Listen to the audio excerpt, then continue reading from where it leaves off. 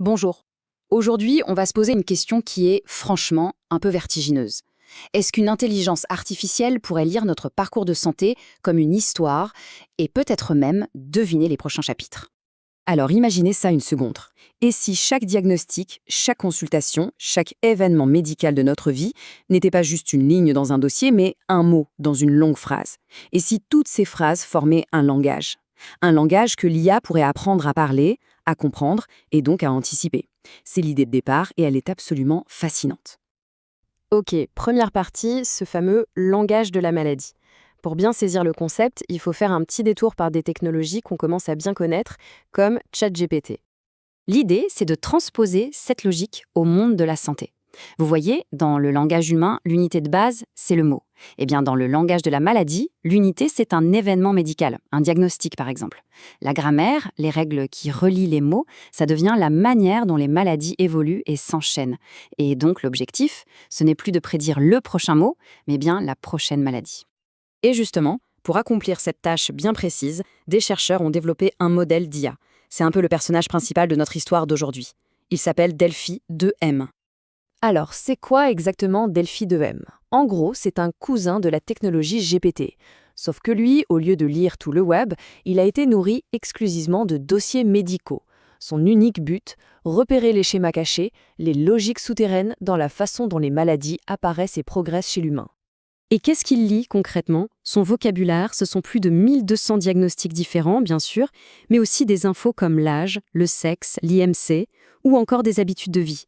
Et toutes ces informations, elles proviennent d'une base de données absolument gigantesque, la UK Biobank, qui rassemble les données de près d'un demi-million de personnes. Bon, maintenant qu'on a vu ce que ce modèle a appris, la grande question c'est qu'est-ce qu'il est capable de prédire? Et c'est là que, franchement, les résultats deviennent assez stupéfiants. Déjà, il faut comprendre que ce n'est pas un modèle qui se concentre sur une seule maladie. Non, il est capable de prédire en même temps les risques pour plus de 1000 pathologies différentes. C'est un panorama quasi complet de la santé humaine. Et est-ce que ça marche bien? Pour ça, on utilise le score AUC. Pour faire simple, un score de 0,50, c'est le hasard pur, comme jouer à pile ou face. La référence habituelle, basée sur l'âge et le sexe, est justement à ce niveau. Eh bien, la moyenne de Delphi 2M, elle, grimpe à 0,76. C'est une amélioration vraiment significative. Et parmi toutes ces prédictions, il y en a une où il excelle particulièrement, celle de la mortalité. Là, il atteint un score stratifié par âge de 0,97. C'est un niveau de précision qui est tout simplement exceptionnel. Mais le plus fou, ce n'est même pas ça. Comme le souligne l'étude, la vraie révolution de ces modèles génératifs, c'est qu'ils ne disent pas juste « voici la prochaine maladie probable ». Non, ils peuvent générer des scénarios complets, des trajectoires de santé potentielles pour l'avenir. Alors, comment ça marche? C'est un processus en plusieurs étapes. D'abord, on lui donne l'historique de santé de quelqu'un. Ensuite, le modèle va générer l'événement suivant le plus plausible et dans combien de temps il pourrait arriver. Puis, il intègre cette nouvelle information à l'histoire et il recommence, encore et encore. Au final, on obtient une sorte de simulation de ce à quoi pourraient ressembler les 20 prochaines années d'un point de vue médical. Ok, tout ça a l'air incroyable, c'est vrai. Mais, il y a un mais et il est de taille. Il faut absolument garder les pieds sur terre.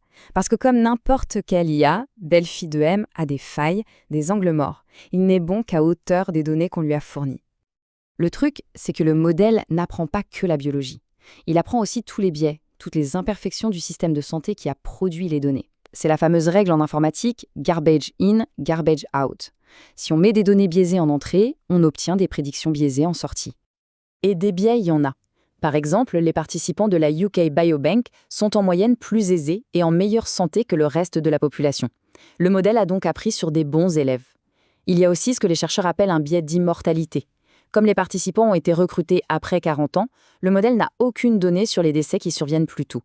Et enfin, il peut apprendre de fausses associations, par exemple en liant deux maladies simplement parce qu'elles sont souvent diagnostiquées à l'hôpital, même s'il n'y a aucun lien biologique. Alors, au final, qu'est-ce qu'on en retient? On est face à une technologie au potentiel immense, c'est indéniable, mais qui vient avec son lot de risques si on l'utilise sans discernement. Le tableau est assez clair.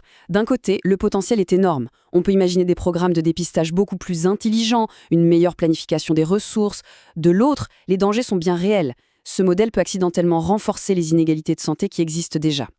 Et surtout, il ne faut jamais oublier que ce n'est pas une boule de cristal. Il montre des corrélations, pas forcément des liens de cause à effet. Et c'est sans doute ça le point le plus important. L'objectif, ce n'est pas de remplacer les médecins, pas du tout. L'idée, c'est de leur donner un outil d'aide à la décision surpuissant, capable de voir des schémas dans des quantités de données qu'aucun cerveau humain ne pourrait jamais traiter seul. Finalement, on se retrouve avec une question fondamentale pour les années à venir. Est-ce que cette technologie va devenir un levier incroyable pour améliorer la santé de tous, ou est-ce qu'elle va simplement agir comme un miroir grossissant qui nous renvoie les failles et les biais de nos systèmes actuels? La réponse, en fait, elle dépendra entièrement de la sagesse avec laquelle on choisira de développer et d'utiliser ces nouveaux outils.